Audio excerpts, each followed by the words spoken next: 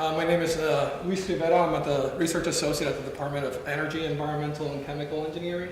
I wanted to thank, first of all, Bill Winston and the people at the GIS lab for inviting me to kind of share a little bit about the research that I'm trying to conducting in Mexico City.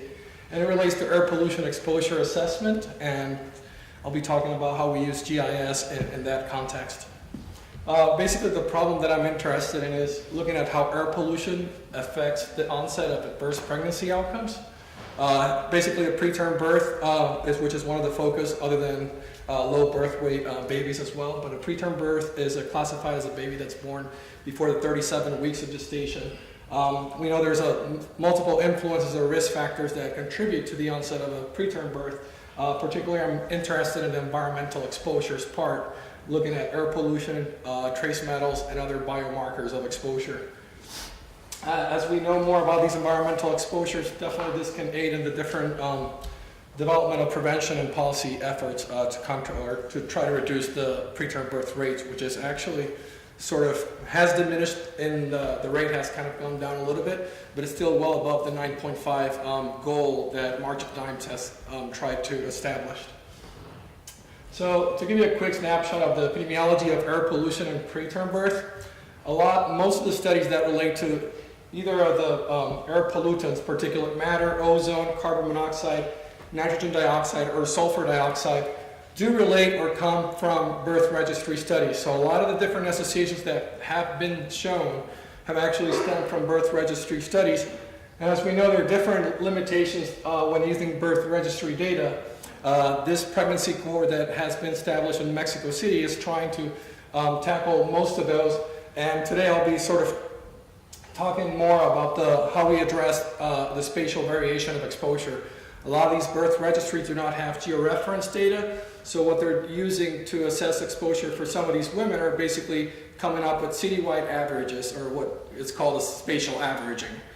And definitely, we know there's different exposure methods to assess the interurban exposure of air pollutions. And with the use of this study, we'll be able to develop regional averages for monitors. So again, spatial averaging or citywide average. We'll also be able to use the proximity base, as we know the residential address of the participants that have been recruited into the pregnancy cohort. And we'll be able to know what the closest monitor or is to that person, so we can use a nearest neighboring method. And also use geostatistical interpolation. I don't know, a lot of people have heard maybe about kriging, which is one of the optimal interpolation methods used.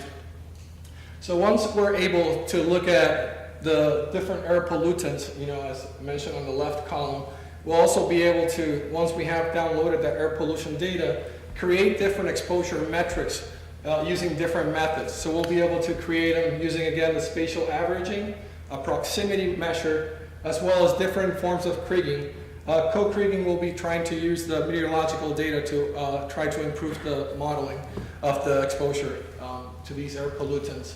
We are using data from the Mexico City Air Pollution Monitoring Network, and it's a pretty nice network. It encompasses automatic monitors that measure hourly throughout the day, throughout pretty much the whole year, as well as manual stations that are used for validation purposes, as well as atmospheric deposition cation and anions that may be measured, as well as the meteorological information such as wind speed, wind direction, and so forth.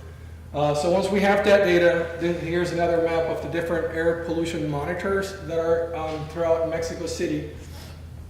And here's a snapshot of the population that we have recruited, pregnant women in Mexico City.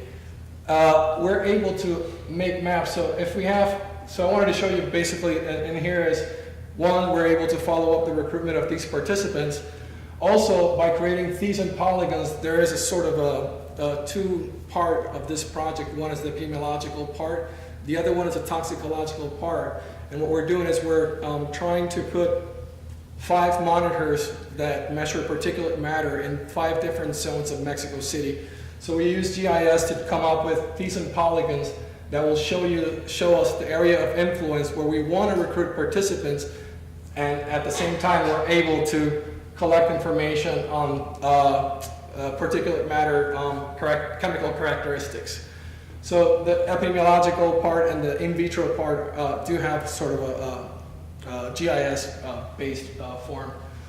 So once we have downloaded all this information from the air pollution monitoring network in Mexico City, one of the maps that I'm showing here is a kriging map for ozone that we developed for a trimester exposure for some of the women in Mexico City. And again, because one of the limitations in some of the epidemiological studies with air pollution and adverse pregnancy outcomes stem from using pretty much everybody being exposed to the same concentration. We're trying to tackle that exposure misclassification, which can definitely bias our results in terms of the associations that we're looking into. So once we use some of these methods, we're actually able to see a gradient of exposure of people that are exposed to high levels. This is the ozone concentration, and then lower levels on the north side of Mexico City. So by using this, we're actually able to tackle that exposure misclassification component of everybody using a spatial average and being exposed to the same thing, when in reality, some people are exposed to lower levels and others are exposed to higher levels. Other uses that we have for GIS in the project is, of course, to maintain a complete geodatabase of all the different layers of information. We're now trying to get a lot more information to develop a land use regression model in Mexico City, because of the zonification aspect is a little bit hard trying to get information about the zone uses of the different parts of Mexico City. Again, I said we follow the participant recruitment using GIS. We're actually able to play around with the study design using GIS by creating different polygons of where we want people to actually be recruited from, as well as once we start getting data from the different health outcomes that we have, cardiovascular as well as pregnancy outcomes, we'll be able to assess if there's any disease clusters or any hotspots that we may want to consider into looking into further. And I think that's pretty much it. Any questions or anything, here's my email. Feel free to contact me, okay? Thanks.